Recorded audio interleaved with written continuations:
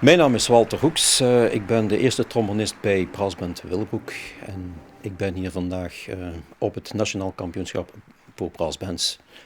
Vooraf was de spanning wel een beetje te snijden in het orkest. We hebben nog een inspeelmoment gehad waarbij de muzikanten toch wel een beetje gespannen waren.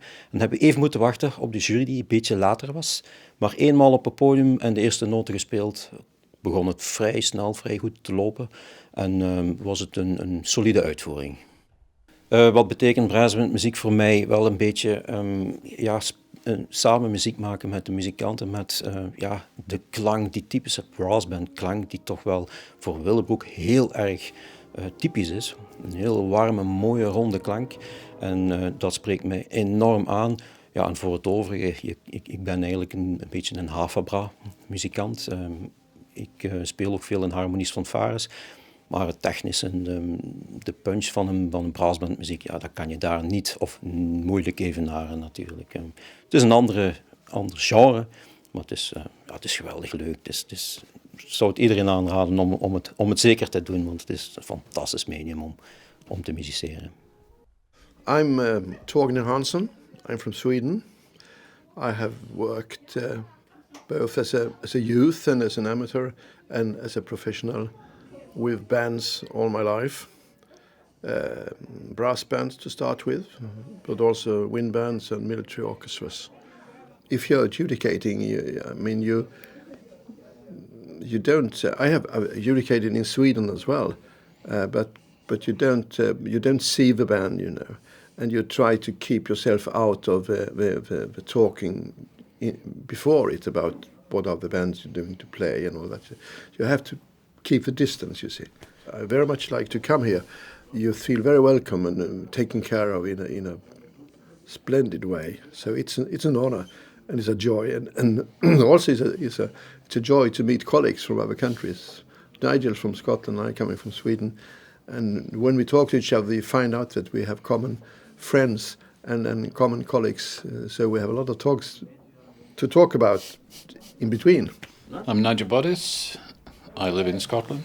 I work at the Conservatoire in Glasgow.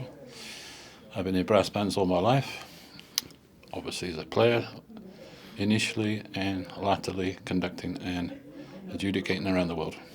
And I would like to congratulate Belgian bands and the Belgian Championship Committee for an excellent run day. They have looked after us as adjudicators as well as anybody I can tell you around the world.